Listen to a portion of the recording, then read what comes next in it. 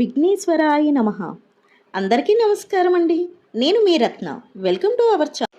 ఈరోజు మనం ఈ వీడియోలో 2026 సంవత్సరంలో భోగి పండుగ ఎప్పుడు వచ్చింది, అది జనవరి 13న లేక 14న, ఎప్పుడు, భోగి పళ్ళు ఏ సమయంలో పొయ్యాలి, భోగి పళ్ళల్లో ఏ వస్తువుల్ని కలపాలో, అసలు ఎందుకు పోస్తారు ఈ భోగి పళ్ళు, ఏ వయసు పిల్లలకు పొయ్యాలి, ఆనవాయితీ ఉన్నవారే పొయ్యాలా లేక భోగి పళ్ళు పోసే పూర్తి వివరాల గురించి ఈరోజు మనం ఈ వీడియో ద్వారా తెలుసుకుందాం.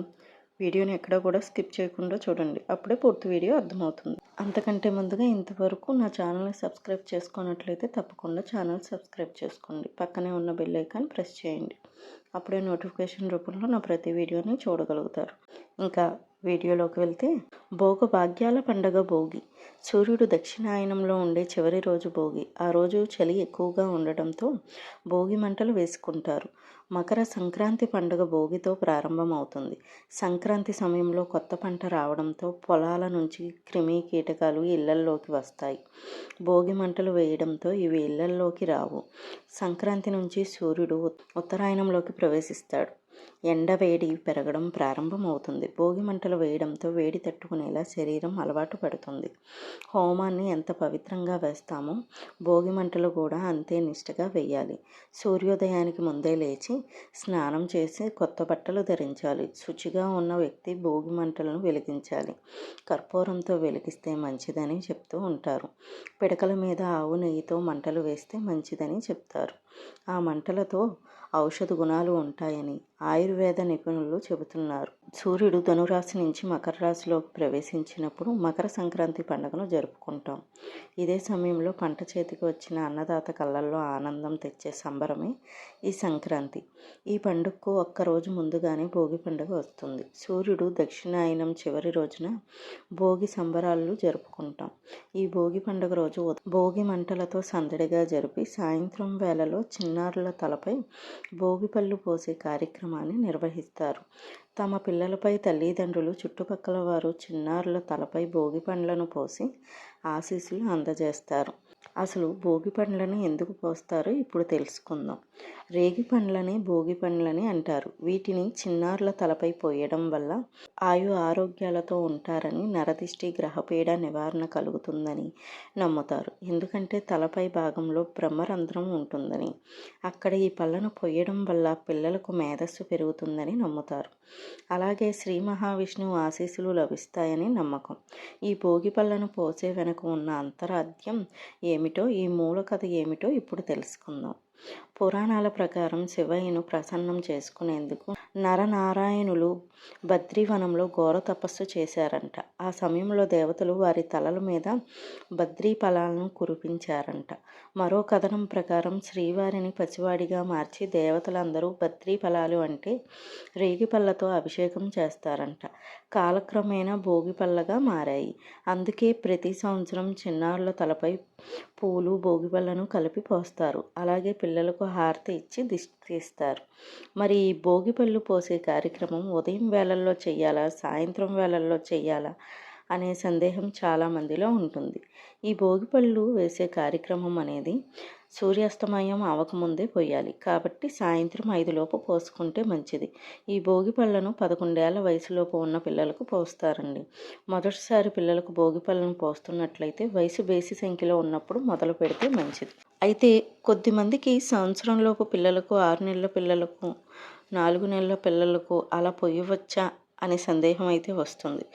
సంవత్సరంలో పిల్లలకు ఏ నెలైనా పోయవచ్చు. దాంట్లో సరి బేసి చూడాల్సిన అవసరం లేదు.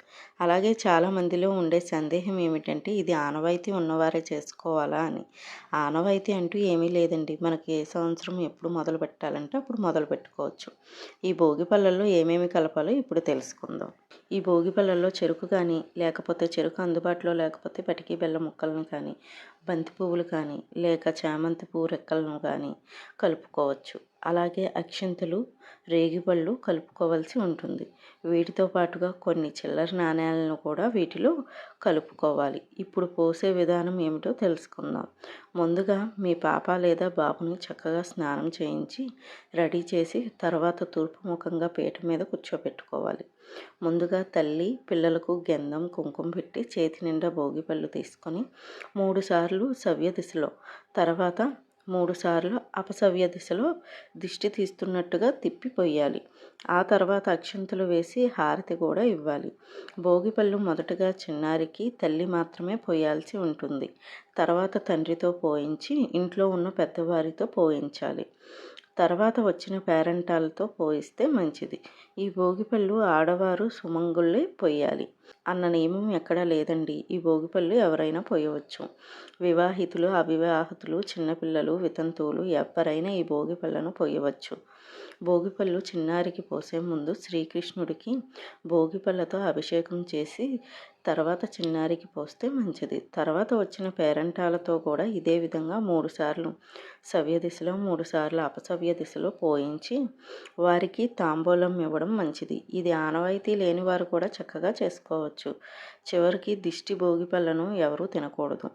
పండ్లను, పువ్వులను పారే నీటిలో వేయండి. కాయిన్స్ పేదవారికి పంచండి. ఇలా చేయడం మంచిది. ఈ రకంగా భోగిపళ్ళను పోయడం వల్ల ముక్కోటి దేవతల ఆశీర్వాదాలు లభించి ఎలాంటి అనారోగ్య సమస్యలు రాకుండా ఉంటాయని పెద్దలు చెబుతున్నారు. రేగిపళ్ళను తల మీద పోసి దీవిస్తుంటారు. పిల్లల మీద ఉన్న చెడు దృష్టి తొలగిపోతుందని భావన. ఆ నారాయణుడి అనుగ్రహం లభిస్తుందని విశ్వాసం. తలపై భాగంలో బ్రహ్మరంధ్రం ఉంటుంది. భోగిపళ్ళను పోసి ప్రేరేపిస్తే పిల్లల్లో జ్ఞానం పెరుగుతుందని విశ్వసిస్తారు. ఈ 2026 సంవత్సరంలో భోగి పండుగ ఎప్పుడు వచ్చిందో ఇప్పుడు తెలుసుకుందాం. స్వస్తి శ్రీ చాంద్రమాన శ్రీ విశ్వావసు నామ సంవత్సరం దక్షిణాయనం పుష్యమాసం 2026 సంవత్సరం జనవరి 14 బుధవారం రోజున భోగి పండుగ జరుపుకోనున్నాం. ఈరోజు తిథి ఏకాదశి తిథి, నక్షత్రం అనురాధ.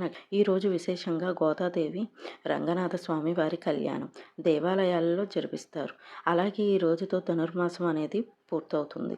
మన తెలుగు రాష్ట్రాల్లో జరుపుకునే అతిపెద్ద పండుగల్లో మకర సంక్రాంతి ఒకటి. సూర్యదేవుడు ధనుసు రాశి నుంచి మకరంలోకి ప్రవేశించే సమయాన్ని మకర సంక్రాంతి అంటాము. పండుగకు ఒకరోజు ముందు భోగి పండుగను జరుపుకుంటాము.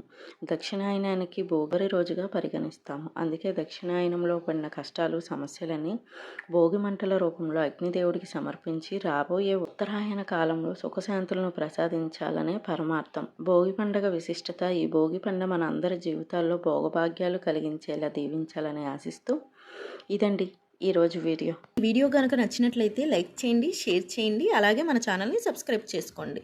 మళ్ళీ మరో కొత్త వీడియోతో కలుసుకుందాం. Thank you for watching.